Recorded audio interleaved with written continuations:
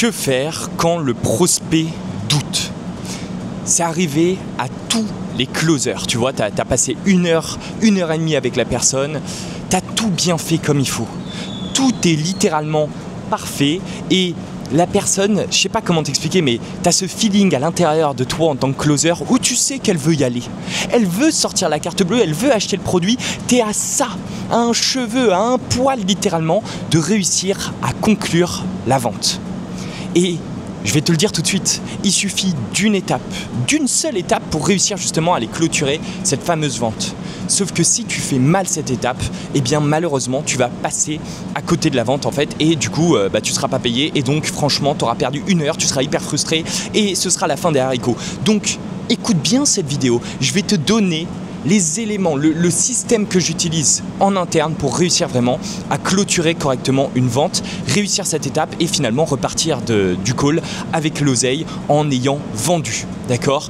Ce que je vais te donner, c'est du jamais vu. Il y a très peu de gens qui parlent de ça et c'est dommage parce que je vais te le dire honnêtement, moi pendant longtemps en tant que closer, ça me frustrait. Mais ça me frustrait au plus haut point. Pourquoi? Parce que je savais que j'avais tout bien fait. Je savais que tout était aligné et que la personne, elle était à ça littéralement de closer. Enfin que vraiment, je le sentais dans les tripes.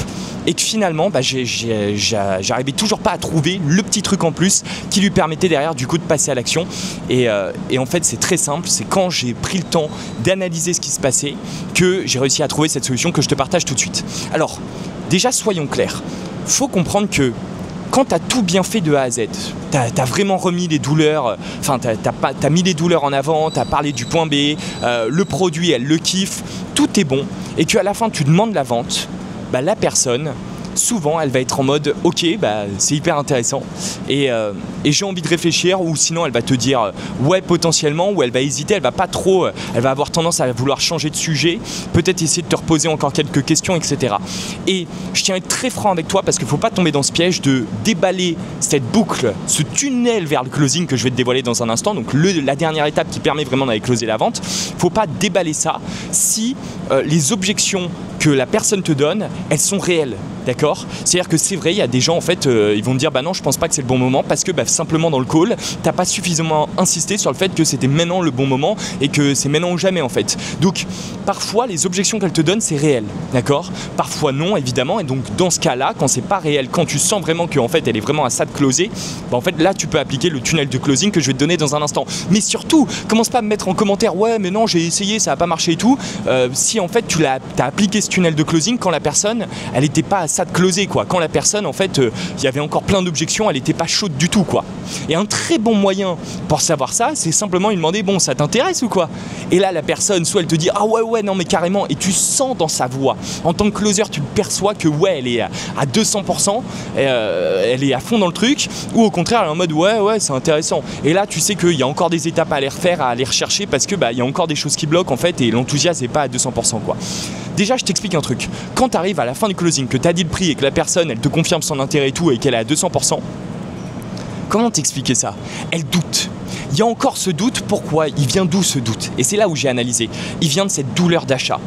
Elle a peur de perdre de l'argent, elle se fait pas 100% confiance dans ses décisions et donc elle a cette réticence. C'est cette dernière petite résistance avant la vente. Et si tu te foires, encore une fois, tu auras loupé toute ton heure et ce sera la fin des haricots, tu vois. Donc tu dois vraiment bien gérer cette dernière résistance et cette dernière résistance, qu'est-ce qu'elle crée? Elle crée un doute dans le cerveau de la personne.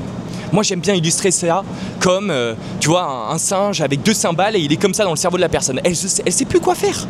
Elle est complètement paumée parce que émotionnellement elle est dans le truc, mais rationnellement il y a encore cette dernière petite résistance qui l'empêche de passer à l'action. Donc je t'explique comment on règle ça. Première grande chose, tu vas noter, donc tu essayes d'occuper un petit peu l'espace et tu vas noter les douleurs de la personne. Ensuite, tu vas également noter un résumé en 2-3 lignes du produit, de l'entreprise, du système que tu proposes, de la solution. Et troisième grande chose, tu vas noter les éléments qui vont faire que tu vas faire un boulot fantastique avec la personne. Peu importe ce que tu vends. Tu vois, moi, dans le cas des tunnels de vente, souvent, c'est le marché, on le connaît par cœur. Tu as un super potentiel parce que tu as énormément d'ancienneté sur ce marché. Enfin, je note vraiment des éléments factuels, rationnels, qui prouvent qu'en fait, on va faire un super boulot. Et en fait, cette boucle de closing, ce tunnel vers le closing, marketing, elle s'oriente autour de ces 3 points. Les douleurs, le système, le produit, l'entreprise et derrière, la certitude, le boulot fantastique. D'accord? Et en fait, c'est surtout l'énergie avec laquelle on va appliquer ça. C'est-à-dire que dans un premier temps, les douleurs, on va les ressortir avec exactement la même intonation que la personne derrière nous a dit « bah ouais, ça m'intéresse ».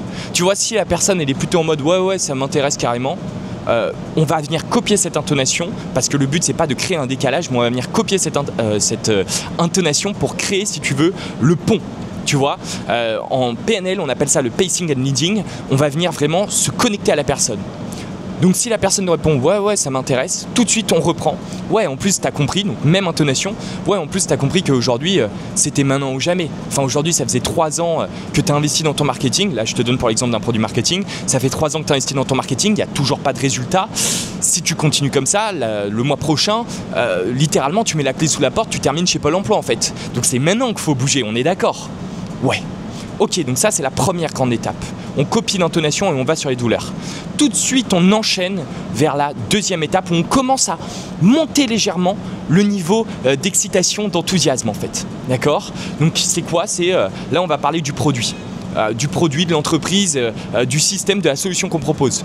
En plus, nous, et donc là je monte un tout petit peu plus, je fais monter aussi la personne avec moi, en plus nous, tu as compris que c'était un système à 360, qu'aujourd'hui, ça fait 5 ans qu'on fait ça, on a des centaines d'études de cas, que ce qu'on te propose c'est du clé en main, donc tu vas avoir rien besoin de faire littéralement, même si tu restes couché, parce que je te le souhaite pas, hein, je touche du bois, mais tu as un accident demain, on va quand même pouvoir appliquer cette solution pour toi, tu vas quand même pouvoir avoir les fruits, parce qu'on fait tout pour toi de A jusqu'à Z.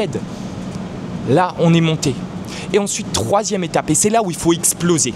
Parce qu'il faut comprendre quelque chose. Une personne qui passe à l'action, elle passe toujours à l'action émotionnellement. Le fait de contrecarrer cette résistance de la douleur d'achat, elle se fait en montant la personne émotionnellement. Quelqu'un qui est émotionnellement haut, elle va avoir plus tendance derrière à passer à l'action, à avancer en fait. Et c'est uniquement grâce à cette émotion, en capitalisant sur cette émotion haute, qu'on va pouvoir derrière lui envoyer le lien de paiement et que ça va passer, ça va le faire, elle va nous dire un grand oui. D'accord? Donc, deuxième grande chose, je vous l'ai dit, là on est monté un petit peu plus. Et troisième grande chose, c'est la boucle finale. C'est là où il faut tout se donner. Là, on explose littéralement en enthousiasme. En plus, toi, avec toi, on joue pas au casino. Enfin, moi, je mets ma main au feu que ça va marcher parce qu'on va faire un boulot fantastique, Denis. Ça fait 10 ans que tu es sur le marché, donc évidemment, tu as une crédibilité de ouf. Et d'un point de vue marketing, on est comme des Saoudiens qui ont découvert le pétrole il y a 30 ans, là. Franchement, il y aura plein de choses à pouvoir mettre en avant. Tu as un potentiel de dingue. Deuxième grande chose, le marché, on le connaît par cœur. Et troisième grande chose, on part pas de zéro, Denis. Aujourd'hui, ton business, il marche déjà. C'est juste que tu es en train de stagner complètement. Mais il marche déjà en fait. Donc là, il suffit juste de faire exactement ce que tu fais à une plus grande échelle, et c'est exactement ce que propose le marketing pour littéralement exploser les scores et enfin faire en sorte que tu sois numéro 1, Denis. Boum. Et là, j'ai donné la dernière étape et ensuite on dit bon, on va aller chercher ces 15 000 euros. Vous voyez, pour vous donner la courbe émotionnelle, c'est on commence au même endroit que la personne, on monte un petit peu, on explose avec l'enthousiasme et ensuite on redescend pour savoir, bon, on y va ou pas.